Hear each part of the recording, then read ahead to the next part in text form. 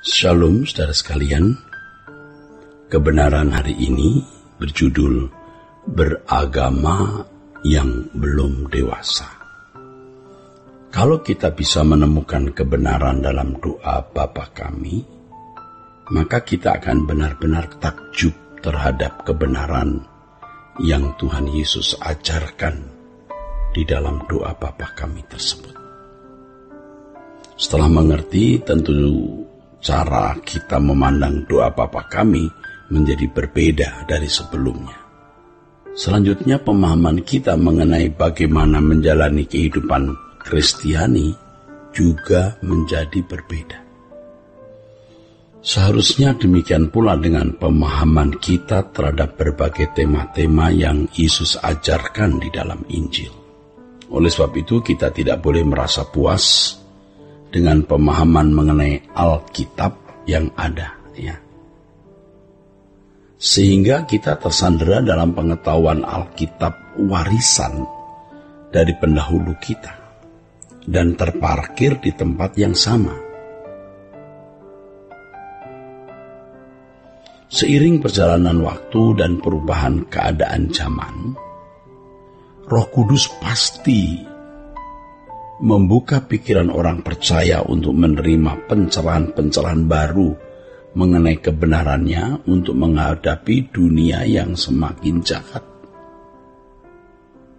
Ketika murid-murid meminta kepada Yesus agar diajarkan berdoa, pasti konsep murid-murid mengenai berdoa sama seperti orang Yahudi lainnya. Dengan diajarkannya doa Bapa Kami, maka seharusnya konsep beribadah termasuk di dalamnya mengenai berdoa harus berbeda dengan konsep agamawi yang telah mereka kenal sebelumnya. Ya, sebagai orang-orang Yahudi, agama Samawi, memasuki dekade zaman anugerah, pola ibadah manusia berubah sama sekali. Kalau pada zaman perjanjian lama, ibadah menekankan ritual atau seremonial, tetapi di zaman perjanjian baru, Tuhan Yesus mengajarkan ibadah yang berbeda, yaitu menyembah Allah dalam roh dan kebenaran. Dengan memahami makna menyembah Allah dalam roh dan kebenaran, maka pengertian doa dalam konteks umat perjanjian baru akan menjadi benar pula.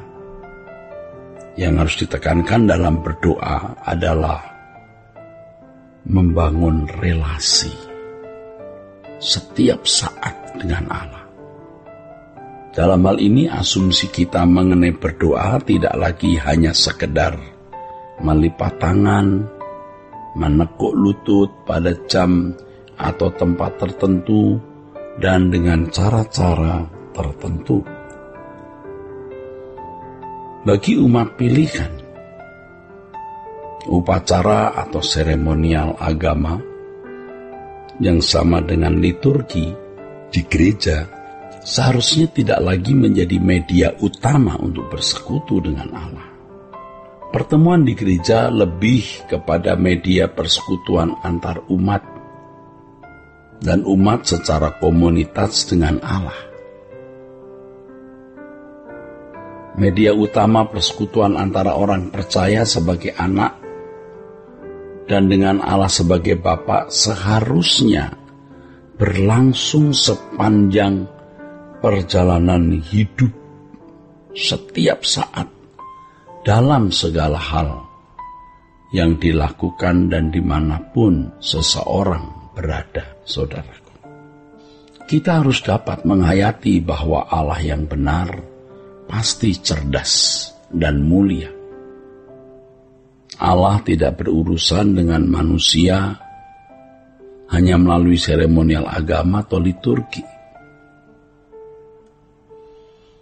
Pola beragama seperti itu bukanlah pola orang beriman yang dewasa. Agama Yahudi adalah pola agama Samawi yang belum dewasa. Jika dibanding dengan pola ibadah umat perjanjian baru, yaitu menyembah Allah dalam roh dan kebenaran. Jadi kalau umat masih menggunakan seremonial agama atau liturgi untuk berurusan dengan Allah, ini berarti umat yang belum dewasa, agama yang belum dewasa, saudaraku. Ya, agama Yahudi adalah pola agamawi yang belum dewasa jika dibanding dengan pola ibadah umat perjanjian baru, yaitu umat yang diajar menyembah Allah dalam roh dan kebenaran. Jadi kalau umat masih menggunakan seremonial agama atau liturgi untuk berurusan dengan Allah, ini berarti umat yang belum dewasa. Untuk sementara waktu bagi orang Kristen yang baru, Allah menolerir ketidakdewasaan umat, ketidakmengertian umat tentang dirinya, diri Allah. Siapa dan bagaimana Allah itu. Mereka masih ada di tingkat seremonial. Tetapi seiring dengan perjalanan waktu, orang percaya harus menjadi semakin dewasa, harus mengenal dengan benar siapa Allah dan apa yang Allah kehendaki dalam berinteraksi dengan Dia. Ibadah orang percaya harus dalam roh dan kebenaran. Di dalam roh itu berarti tidak terbatas oleh ruang dan waktu, serta cara-cara atau tata cara upacara agama. Masuk zaman perjanjian baru, pola agamawi seperti agama Yahudi harus ditinggalkan. Orang-orang Yahudi sebagai orang agamawi sangat giat dalam hidup keberagamaannya. Bagi mereka berdoa adalah kegiatan sehari-hari yang sangat kuat mewarnai hidup mereka. Tetapi mereka menekankan secara seremonial. Ketika Tuhan Yesus mengajarkan doa Bapa kami dalam beberapa Injil, khususnya Injil Matius, ya, Tuhan Yesus sedang mempercakapkan hal berdoa. Salah satu faktor yang merusak kehidupan iman murni orang percaya adalah konsep berpikir yang salah mengenai doa. Banyak orang Kristen memiliki pengertian mengenai doa yang sangat dipengaruhi oleh konsep agama mengenai doa di luar Kristen, termasuk pengaruh agama Yahudi, ya, perjanjian lama. Kita tidak bermaksud melupakan perjanjian lama, tetapi kita harus mengerti bahwa pola ibadah perjanjian lama adalah pola ibadah umat yang belum dewasa, serta belum mengenal dengan benar siapa Bapa Allah semesta alam itu. Yesus datang untuk memperkenalkan siapa Bapa. Kalau hari ini banyak orang Kristen tidak memahami dengan benar hal ibadah dan doa dalam konteks umat perjanjian baru karena mereka tidak mengerti bagaimana memahami Alkitab dengan perspektif umat perjanjian baru.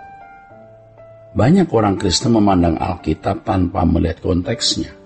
Untuk memahami kebenaran Alkitab, kita harus dengan sangat teliti memahami konteks perjanjian lama yang berbeda dengan konteks perjanjian baru.